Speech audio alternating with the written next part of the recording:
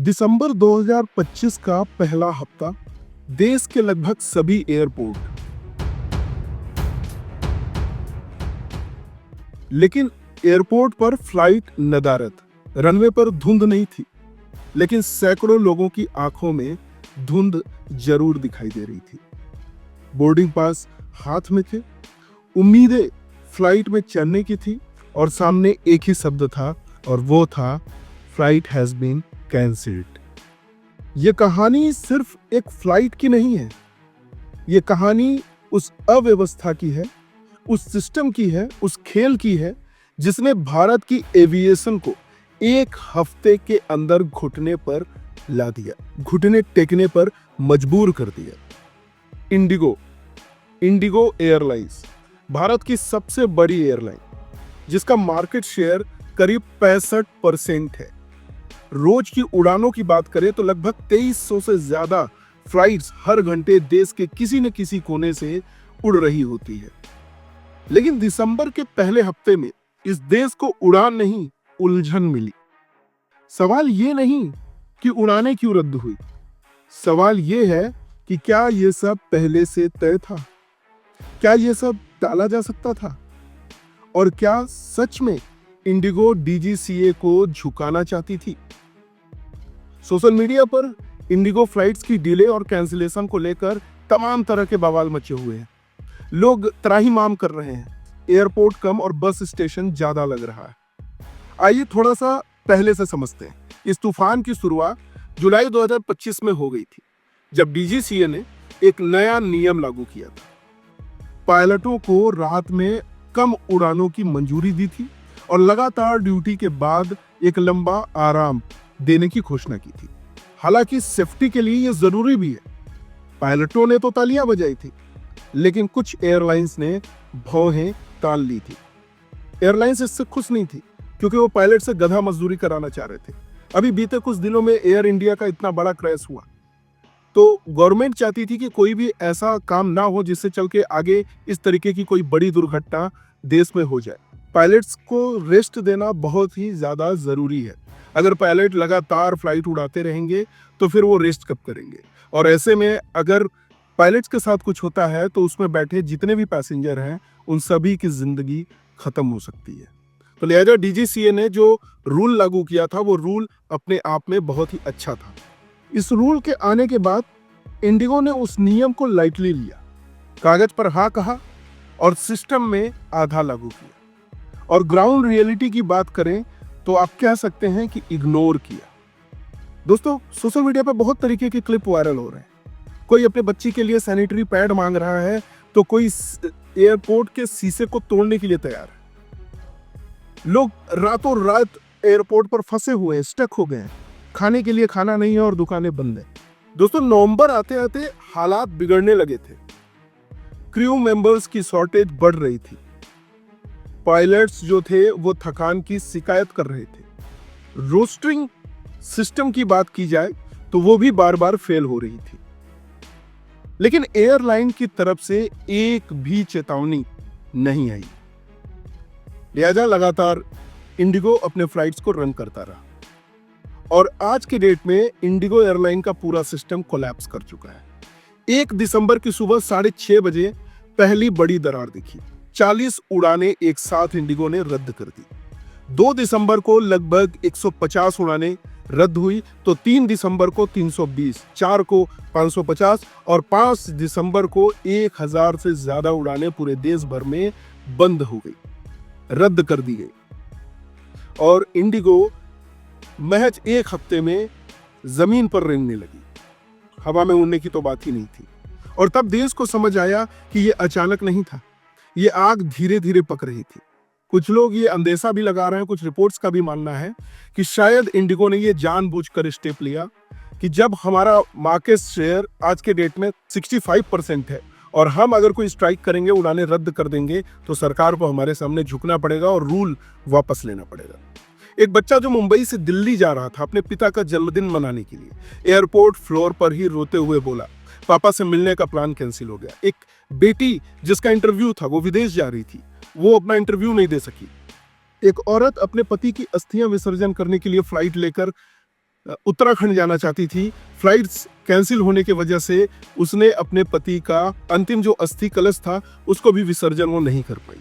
तो कहीं कोई बुजुर्ग दंपत्ति जो सालों के बाद किसी तीर्थ यात्रा पे जा रहे थे वो नहीं जा पाए। दिसंबर का महीना है, लोग छुट्टियां मनाने के लिए, वैकेशंस मनाने के लिए, न्यू ईयर सेलिब्रेशन के लिए लोग बाहर जाना चाहते हैं। बर्फबारी भी इसी समय होती है तो सैलानी भी बढ़ते हैं। ठंडे प्रदेशों में सैलानियों का भी आवागमन तेज होता है। कितने सारे लोग ऐसे रहे होंगे जो पहली बार एयरपोर्ट पर गए होंगे, पहली बार फ्लाइट में बैठने के लिए गए होंगे। हमारे देश में कुछ साल पहले एक रील वायरल हुआ था जिसमें गवर्नमेंट ये दावा कर रही थी कि हर वो शख्स जो चप्पल पहना हुआ है वो भी आसमान का सफर कर सकेगा, फ्लाइट में बैठकर उड़ान भर सकेगा। लेकिन दोस्तों, इंडिगो ने जो औकात दिखाई है आम जनता को, जनमानस को, सरकार के लिए भी एक बहुत बड़ा सरदर्द है। जो आपके top most running aviation company है इंडिगो, वो एक ही दिन में या यूं कहें कि 2-4 दिन के अंदर इंडिया के एविएशन सेक्टर के पूरे सिस्टम को कोलैप्स कर दिया। क्या इसके पीछे कोई बड़ी साजिश तो नहीं है? टोटल 1000 से ज्यादा फ्लाइट कैंसिल्ड, करीब 2.3 लाख के आसपास पैसेंजर अफेक्ट हुए हैं। और आपको एक इंटरेस्टिंग बात बताया, जैसे ही इंडिगो ने ये फ्लाइट्स कैंसिल की, दिल्ली से मुंबई तक का किराया कंपनियों ने फायदा उठाया और दिल्ली से मुंबई तक का किराया 40,000 रुपए तक भाग गया। और जब 65% एक एयरलाइन का हिस्सा है शेयर मार्केट का भारत के अंदर, और वो 50% भी अगर सिस्टम से बाहर हो जाए तो पूरा का पूरा एविएशन गिर जाता है। और यही हम सभी लोगों को देखने को मिला। क्या दिल्ली, क्या गुजरात, क्या बंबई, क्या चेन्नई, हर जगह की स्थिति सेम थी। मानो इंडिगो अब धराशायी हो चुका था। और डीजीसीए, उसका क्या, उसने तो रूल्स भी लागू किए।